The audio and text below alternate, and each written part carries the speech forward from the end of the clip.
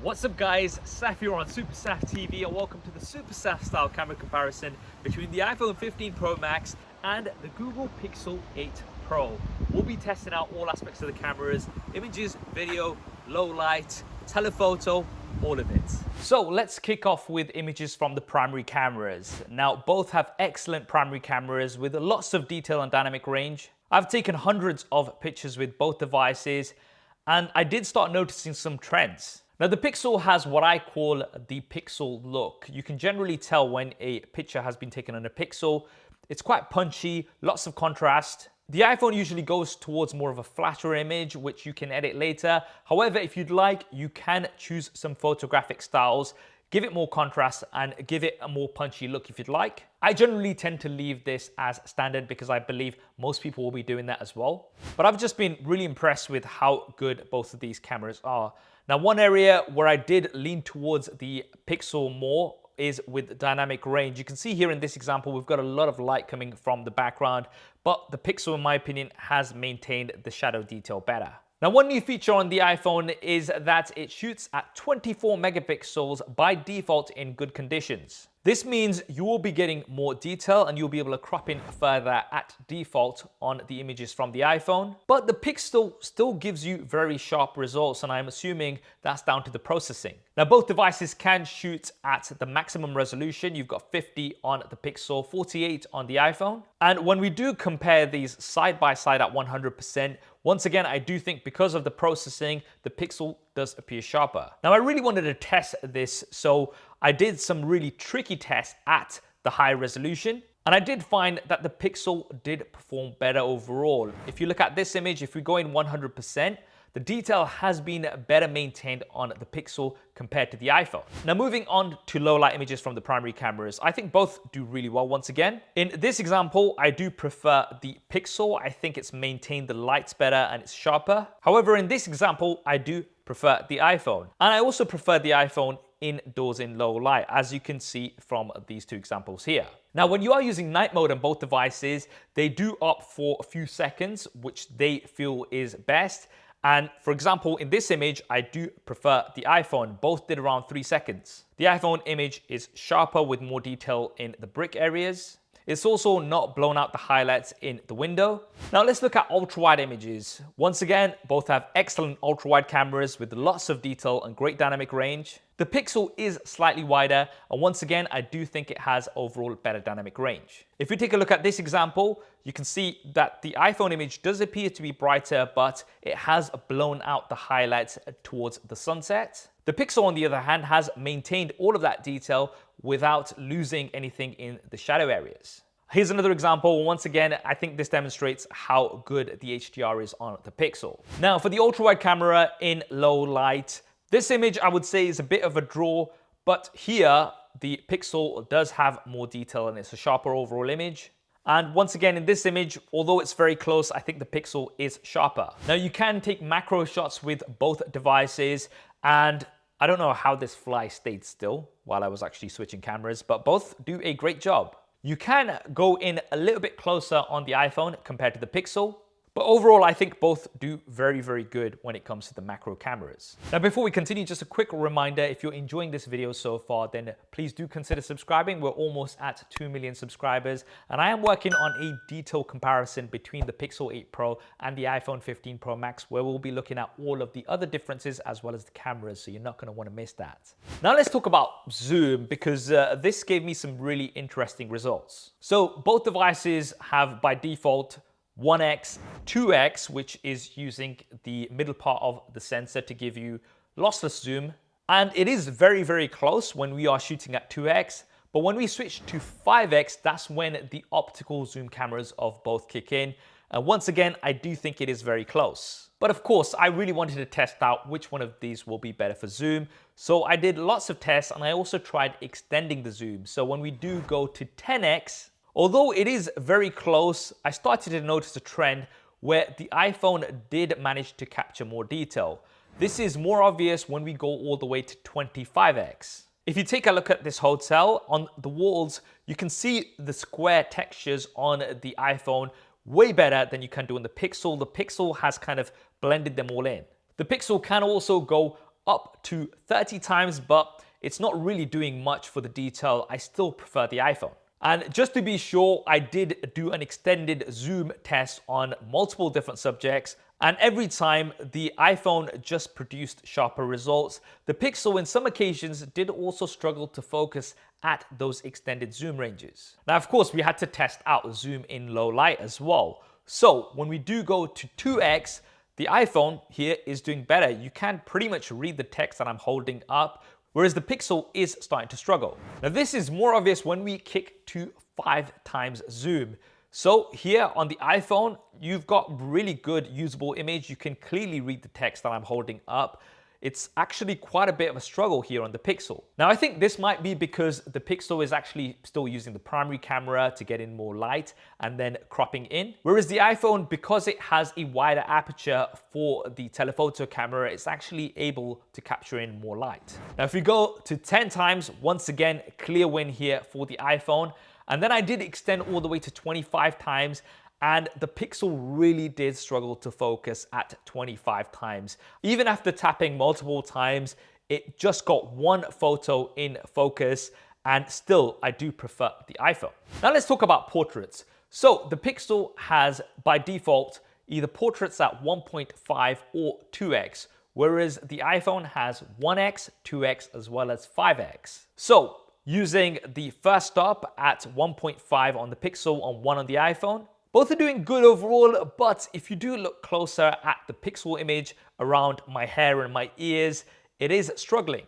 Now, this is exactly the reason why I don't dye my gray hair or shave it off. It's purely for these camera comparisons, I'm joking. If you look at the iPhone, it's actually isolated me really well, and it hasn't got these errors that we've got on the Pixel. Now, if we do compare like for like, 2x versus 2x, the Pixel once again is struggling a little bit on my ears and my hair, whereas the iPhone has done such a good job. Now, I do think this might be coming down to the LiDAR scanner that the iPhone has, which measures depth information. And a new feature that we've got on the iPhone, which you may have heard about, is the fact that when you are taking regular photos of people, or if you tap on a subject, then it's also going to save depth information, and you can turn those pictures into portraits later.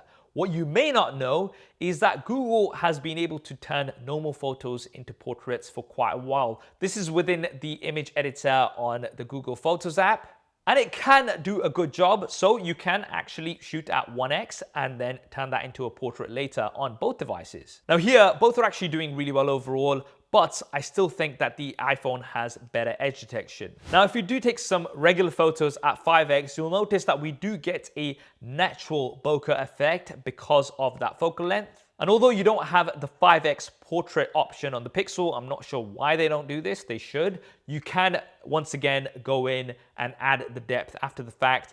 And this actually looks really good on both devices. I really can't pick a winner. The Pixel also does do a better job at 5x of making portraits compared to the 1x and the 2x. Here's another example at 5x. Again, I think both are doing really, really good. Although I do prefer the iPhone because it hasn't blown out the highlights on my forehead as much. Now, portraits in low light, 1.5 versus 1.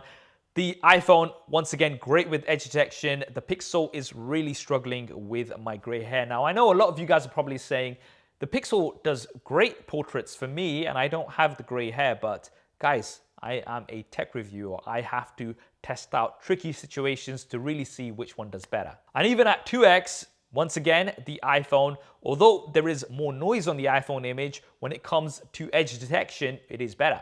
And final example here, again, more noise on the iPhone image in that low light situation, but the portrait mode is doing much better for the depth.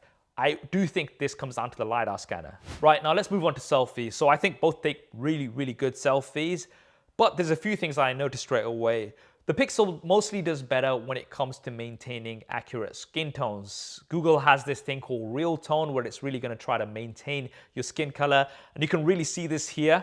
Now, I would say in this particular example, the dynamic range on the iPhone is better. If you look at the Tesla logo in the background, it's been blown out a little bit on the Pixel, whereas it's been maintained on the iPhone. Here's another example. The Pixel, once again, trying to maintain my accurate skin color, whereas the iPhone is more towards the red side. Now, one thing that I did find is that I think the iPhone tries to give you more of a pleasing selfie, whereas the Pixel tries to give you more of an accurate selfie. But in doing so, when we do have a tricky situation like this, it can struggle. You can see in the Pixel, it's really grayed things out and it's not looking very flattering. And this is something that was similar with the Pixel 7 Pro. Now on the iPhone, although it's not giving you accurate colors, especially if you look towards my top, it's not really maintained the black the Pixel has. The skin tones are more pleasing and it is a more pleasing selfie overall, rather than that sort of desaturated look that the Pixel's gone for. Now looking at portraits from the selfie cameras, again, both excellent, great edge detection, but I would have to give the edge to the iPhone. And that's because it does really well with hair. With the Pixel, it kind of gives you a solid cutout, which can look quite fake, especially if you look at this example here. The iPhone gives you a much more natural cutout and it still maintains the hair. Now, selfies in low light, I think both are really struggling here. The Pixel, once again, doing that thing of completely desaturating the image and giving a bit of a weird color. The iPhone is giving a very red skin tone here, but I still think it's doing better compared to the Pixel. However, when we use the front-facing flashes where they illuminate the displays, the Pixel doing much better here, maintaining the colors of the black and just giving a overall more pleasing shot compared to the iPhone.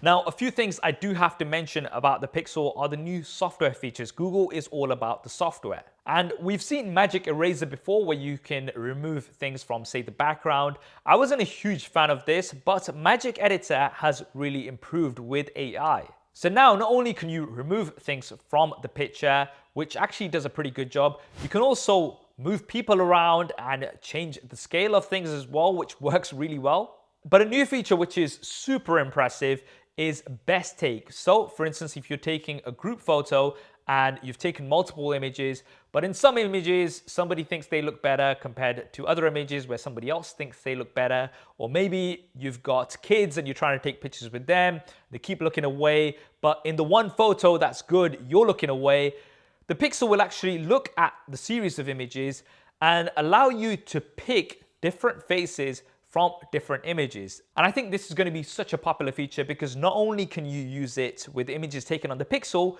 you can use this for images that you've taken on an iPhone or maybe images that you've taken a few years ago. Right, now for video, I think both take excellent quality video from the rear-facing cameras. The Pixel has actually improved quite a bit compared to the Pixel 7 Pro, which I noticed did have quite a lot of noise in shadow areas. But once again, I do still prefer the iPhone overall, especially when it comes to tricky situations with dynamic range. The iPhone just does such a good job of maintaining the detail in the highlight and the shadow areas. And this is also the case when we use HDR video, which has been shot on both devices and then converted to standard dynamic range, so you can see it here. Once again, the iPhone doing a better job with dynamic range. This was also the case with the ultra-wide camera. Better overall dynamic range on the iPhone compared to the Pixel. Now, I know what a lot of you guys will be saying, that Google did announce that they've got a new feature called Video Boost, which will give you much better dynamic range after being processed in the cloud. This is not here yet. I'm looking forward to testing it out in December when it does come. You're definitely going to want to subscribe to see that. Now, I'm not sure how practical that will be because every single time you're going to have to let it process in the cloud and then come back, whereas on the iPhone, you're going to get better dynamic range straight out of the box. But we shall see at the time. For low light video, both of them do have those lens flare balls if there are some light sources in the video. So that's pretty much the same on both. But when we did get to extreme low light situations, then the iPhone was better with less noise, as you can see from these examples here. Once again, when we do have Video Boost, this is supposed to improve low light on the Pixel as well, so we'll take a look at that when it's out. With the iPhone, you can also record in ProRes with log, so this is a flat picture profile. It's great if you're a pro filmmaker and you want to use some of that footage which you want to grade later on. And for stabilization, so after doing lots of testing, both are very, very stable at 4K. And when we do use the respective stabilization modes, then once again, both are very, very good. However, the iPhone does let you do action mode at around 2.7K, which is a higher resolution compared to the 1080p when you're doing stabilization on the Pixel. For slow motion, both are okay. Slow motion hasn't really changed over the past few years. I'm assuming not many people really use it that much. Here you can see in this example, the Pixel is sharper. However, the iPhone does have the ability to shoot slow motion from all of the different lenses, the ultra-wide, the primary, as well as the telephoto. On the Pixel, you can only shoot slow motion from the primary camera. Now for the front-facing camera, both are very good, but once again, the iPhone, better dynamic range overall. The iPhone also has better detail. If you look towards my beard, the Pixel is starting to go a little bit soft. For stabilization from the selfie cameras, I'd say it's a bit of a draw. I've watched them again and again, and I think both are very, very good. And for cinematic video, so you saw a preview at the start of this video, and I think it's easy to say that the iPhone is superior for cinematic video. You've got that LiDAR scanner, which in my opinion gives you better edge detection. But also, the Pixel only can do the cinematic blur at 1080p, whereas the iPhone can do it at 4K. You can also use continuous zoom when you are filming with cinematic mode on the iPhone, and the iPhone also lets you use cinematic mode from the front-facing camera. You can't do this on the Pixel. And finally, with the iPhone, you can also edit the amount of blur that you want, as well as the point of focus after the fact. This is something that you cannot do on the Pixel. Right, for autofocus, it was very, very close. I'm gonna call it a draw. Even in low light with a black card, this is my extreme test that I do for autofocus, and both actually did really well. Finally, audio. Which one records better audio? You can have a listen. Audio test on the Google Pixel 8 Pro and the iPhone 15 Pro Max. There's a lot of background noise going on here with all of the cars, so this will be a really good test to see and hear which one sounds better. Now, I think it was pretty clear that the Pixel had cleaner audio with less background noise, and that's because the Pixel does have something called speech enhancement, and this is on by default from the selfie camera. The Pixel also has Audio Magic Eraser, which uses AI to remove background noises and things, which you can apply after the fact. And you can use this on videos that you've shot many years ago, or even not on the Pixel, as long as they're in the Google Photos app. So we have a lot of background noise, which you can maybe hear, or maybe not, thanks to the Audio Magic Eraser. Now, I know some of you guys are going to be saying, yes, but the iPhone has the voice isolation. However, this only works when you're making a video call or a phone call. It works really, really well, but I couldn't find a way to apply this when you are shooting video.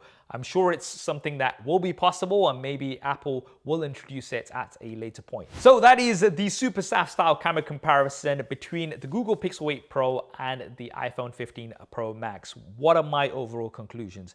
Well, I think both of these have excellent cameras with amazing images and video, but a lot of it is going to come down to your personal preference. I think the Pixel does take the edge when it comes to dynamic range, especially from the ultra-wide camera, which I do prefer. It also goes for more realistic skin tones compared to the iPhone, which you might find a little bit more pleasing. And it has lots of these really useful software features which will allow you to do things that you're simply not going to be able to do on the iPhone, such as the Audio Magic Eraser, Magic Editor, as well as Best Take. The iPhone, on the other hand, very consistent, a better telephoto camera in my opinion, better portraits, as well as better low light images. And once again, I still think it has the best video on any smartphone. That's what I think anyway. What do you guys think? Drop me a comment below. Let me know your thoughts. If you found this video useful, then once again, do consider subscribing and hit that bell icon. These camera comparisons take so long to do, and I've been doing them for many, many years, and they keep getting more and more complicated with all of the new features. I'm also working on that detailed comparison between the Pixel 8 Pro and the iPhone 15 Pro Max, looking at all of the other aspects as well, so you're not going to want to miss that. I'll leave some related videos linked here and here. I hope you enjoyed this video and found it useful. If you did, do smash that like button for me. Thanks for watching. This is Saf on SuperSaf TV, and I'll see you next time.